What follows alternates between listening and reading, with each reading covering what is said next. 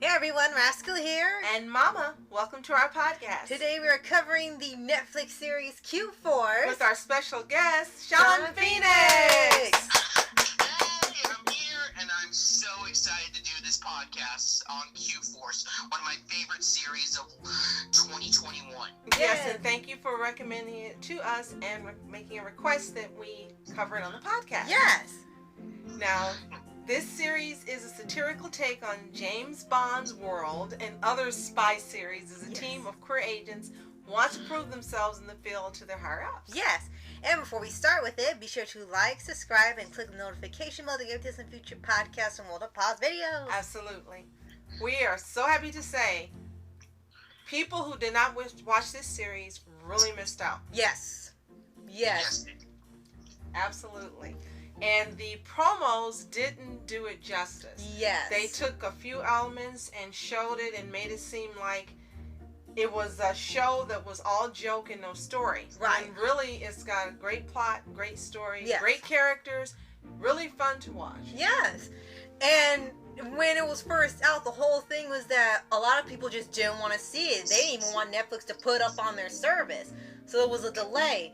And it was out for a while and you didn't really hear anything about it. And it looks like eventually some people went to watch it, and to a lot of people's surprise, it was a very entertaining series. You really could take it seriously.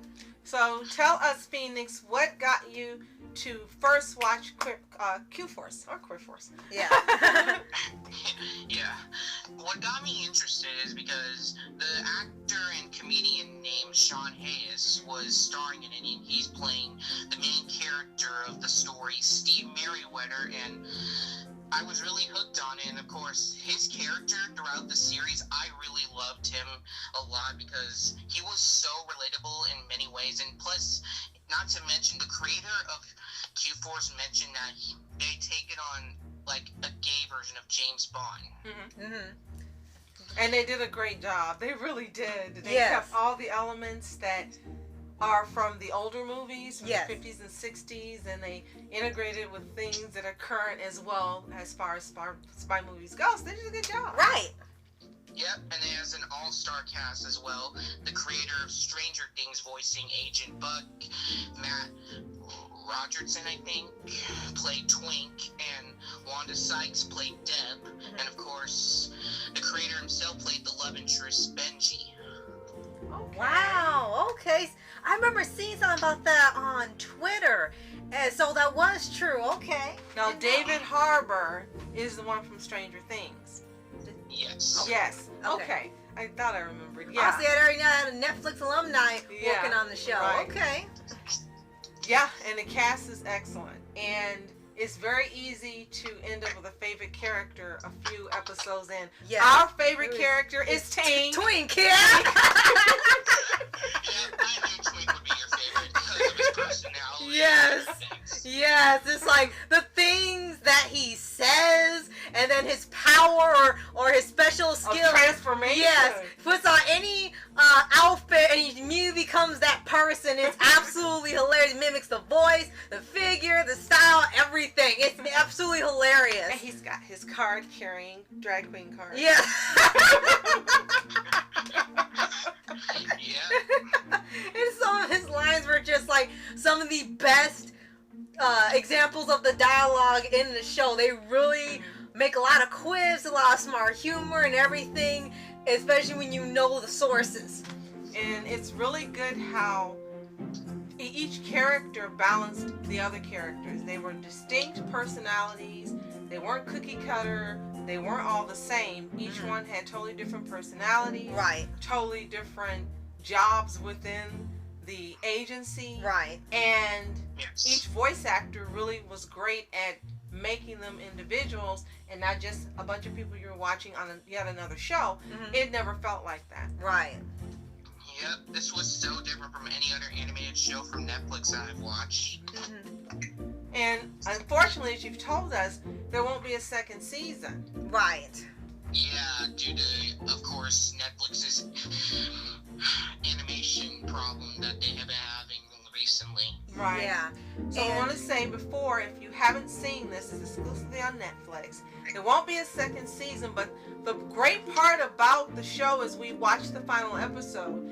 And as Rascal said, they must have planned, because the way it ended, if you don't see another season, you're okay because the story finished. Right. You would want a second season, but they were smart enough to leave themselves not hanging. Right. And leaving their fate up to Netflix. Right. There is no cliffhanger. So that is actually different, because the majority of these Netflix shows that get canceled always end their first season on a cliffhanger. You think, oh, it's one and done, but no, they always got some at the very end, and it's like, hey, we got another one coming, and this is going to be in season 2, but they didn't do that. It's just, you can infer what's going to happen off screen.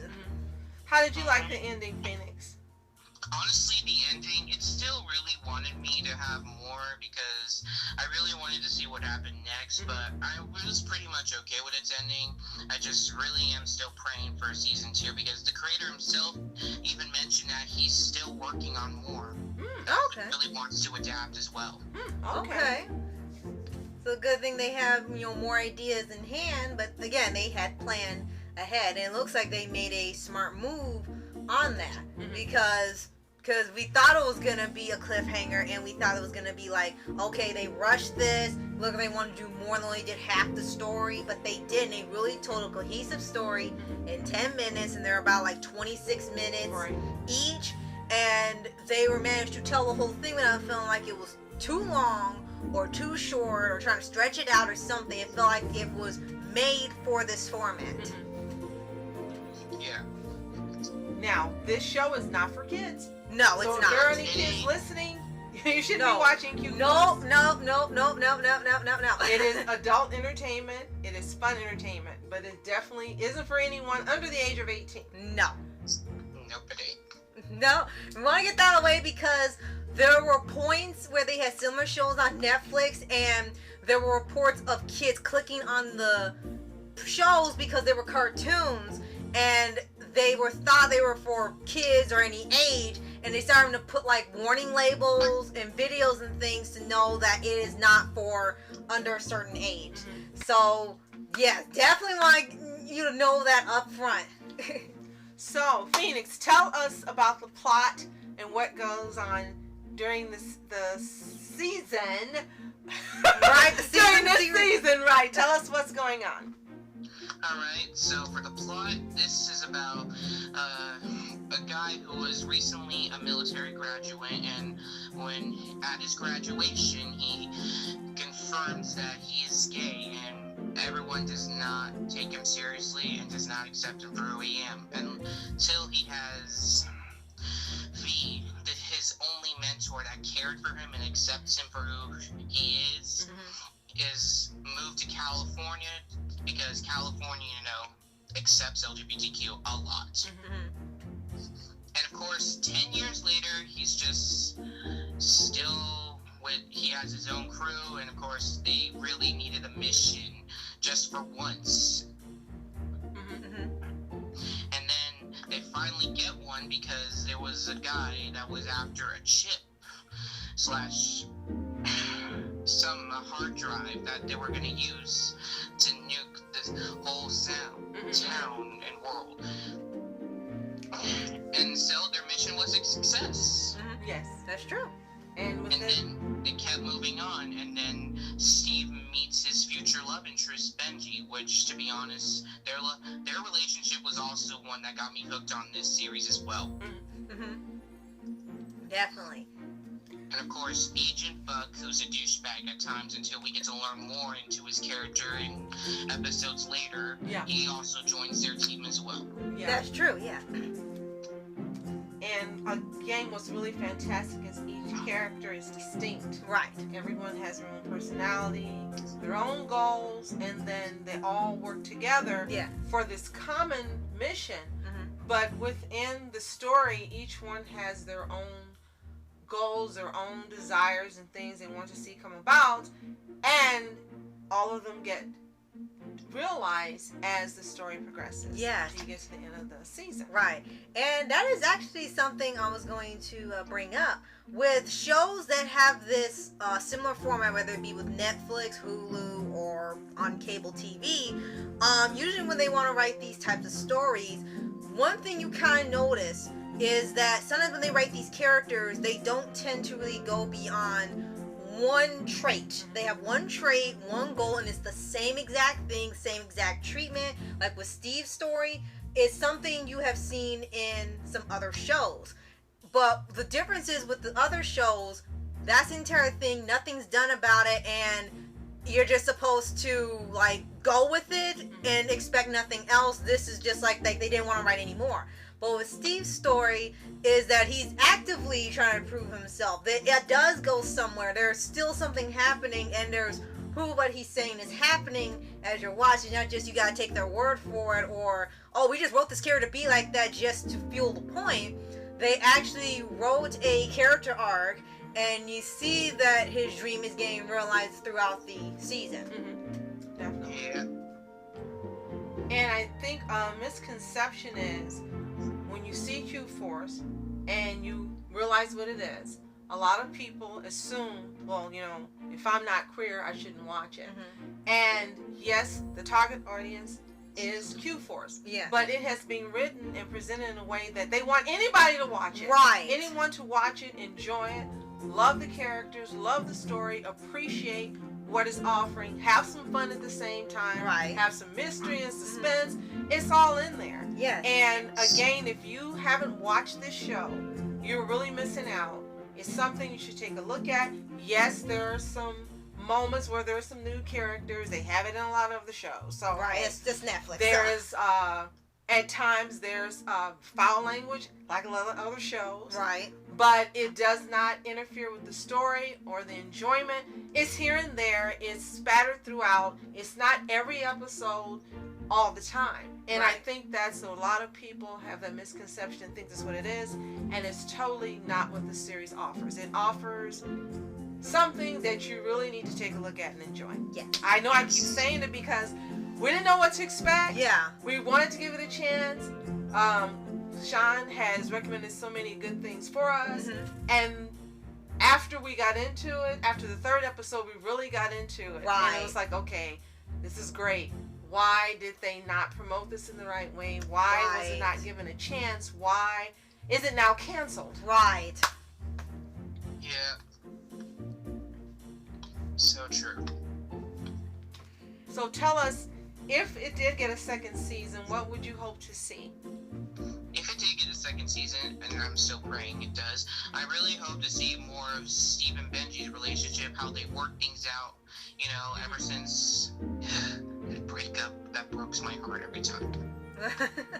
Well, the last episode mended it. Right. It did mend it a bit. It's just I really hope that they'll get a lot more missions, and of course them, you know, getting to know each other a lot more, and of course all of them just having their own arcs as well still. Right. And I can imagine personally what it would be like, because there were so many plot twists and unexpected turns in here that really were ingenious. Right. So I would be excited to see what they came up with for the second season. Right. Especially now since they are official, recognized agents now. Right. And they get to really show what they It's can almost do like a without long- having to sneak around and do it. Right. It's almost like a long movie. Yeah. And another thing I really enjoyed about it is that they didn't skimp out on animation. It was done by Titmouse, and they've had a lot of work over the years. And when they first had the trailer, it looked like it was sort of just badly animated, whether it be on purpose or unintentionally. It looked like it really wasn't done that well. But when you watch the show, you can see the characters move very fluidly. They have a ton of expressions. They don't skimp out on action. The backgrounds are fantastic. There's a lot of color, but it's not like it's just too bright and saturated. They have times where they can do different lightings, different scenery, different saturations. They really took time to make it look good, and it didn't just look like it was half done just so they could get it out. Definitely. And I would say without the nudity and without some of the swear words you can't say, I could easily see this having been on Fox. Yeah. Really. Yes. Definitely could have seen it on Fox. Yeah. So it was an opportunity you missed out in many ways on this show. Yeah, definitely. Yeah, it could have been on Fox. So, yeah, this was a very unexpected, great series. Especially the way it was advertised, and so many people just immediately bagged on it. And from what we've seen, it was because of how it was shown, and now when you watch it, and But lots Netflix of people is famous for that. Right. I mean, look what they've done with other shows. Yeah.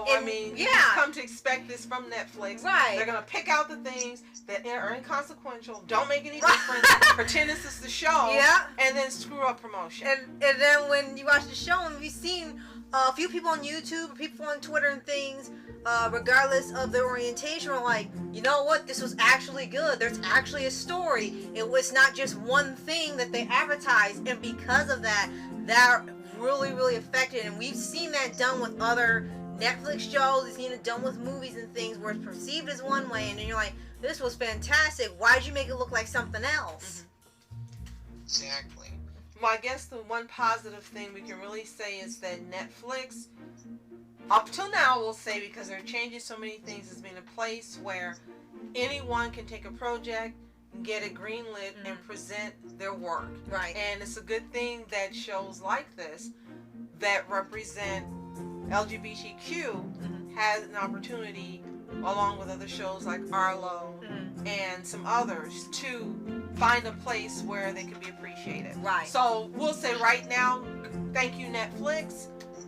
Right now, and I keep saying right now because they're changing everything around. Right. And they didn't, it's been canceled. Not good.